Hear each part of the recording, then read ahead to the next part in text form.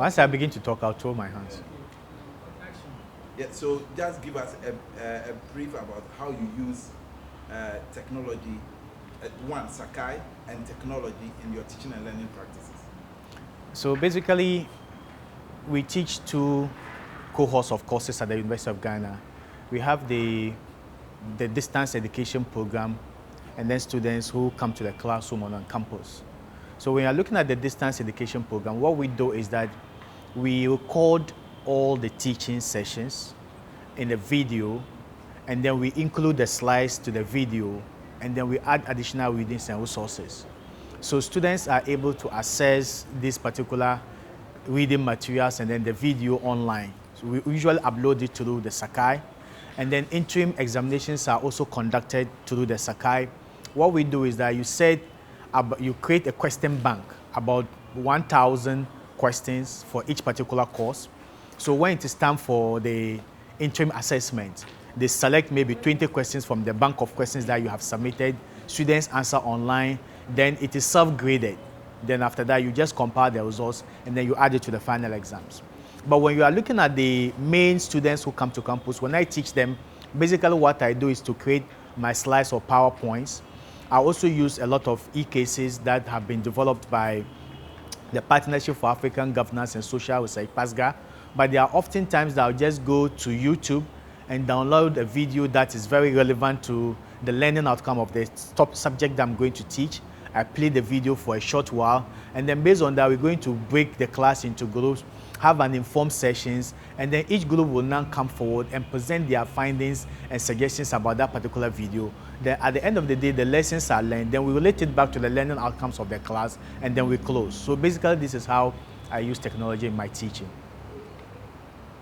Please, what are the advantages and disadvantages of using some of the most common tools and digital media in teaching?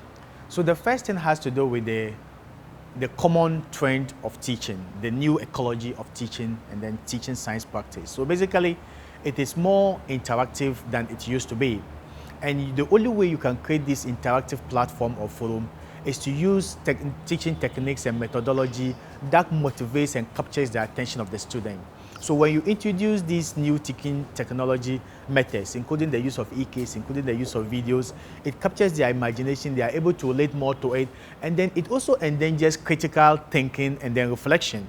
You don't have to tell them what is going on. They watch the video, they have their own perspective and informed opinion about what is happening. Then they are able to share, then it creates this heated argument and counter argument in class, and it brings out different perspectives, and then the student participation, and then they are able to relate these experiences back to their lifestyles and then the way they teach. So it endangers critical thinking, one, it enables participation.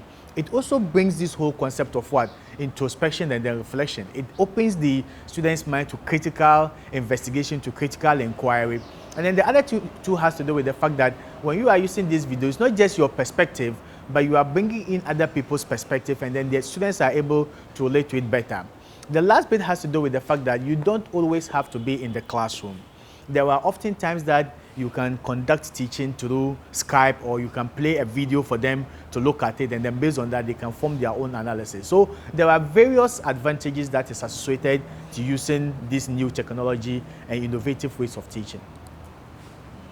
Can you please provide some examples of digital learning resources? I should go back. Used to enhance your And to still fit, then the questions have to be louder. Yeah, so the next one is just, can you provide some examples of digital learning resources used to enhance your teaching and learning? I think I know what can answer. Yeah, so if it's in the university, we use the Sakai system at the University of Ghana, but within the platform of the PASGA community, we use the Moodle, which is a very innovative way. But there are also times that you can refer the students to, you can create a web link. Am I okay?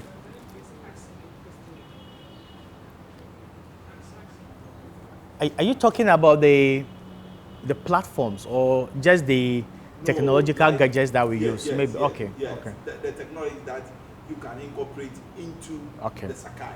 Okay. YouTube. Okay. Okay. Social media. Okay. So when when he asks you the question, try and repeat the question. Before I answer. Yeah. Ah, okay, okay. No, sir, now you need to make cutting. Now with the shape. Okay.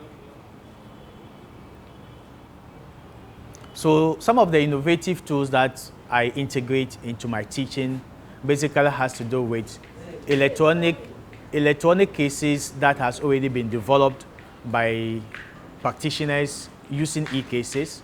The other also has to do with e-links from YouTube videos. So usually we send them a link to the YouTube. Sometimes some of these links are embedded into the slides that we use so that they are able to refer to it.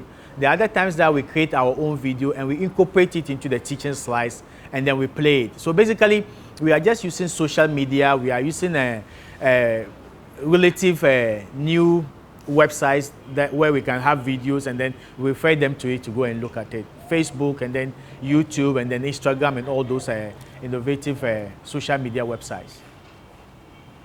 What is your position, view, on digital tools in connection to copyright issues, authentically integrity, and sustainable development?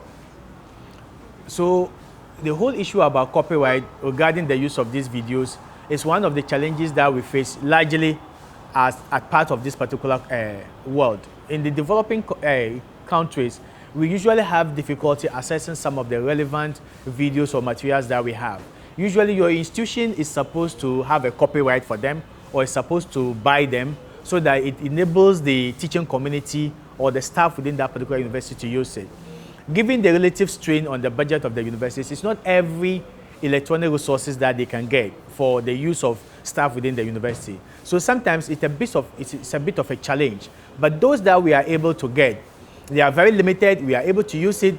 Most of them may not fit into the context within which you want to use them. So what we have to do moving forward is basically to innovate on our own. We can design videos, we can create the scene, we can reenact the kind of message that we want to carry on to do a video. So basically, if you look at what we are moving on now, the first is to bypass the copyright laws by paying or subscribing to those particular institutions that have the copyright. And then the second, to be innovative on our own. We can create the scenes ourselves, and then we can do it to suit the context and then the circumstances that we want to use it for. Thank you very much, sir. Oh, we are done. This short. Yes, please. We are done. That's all.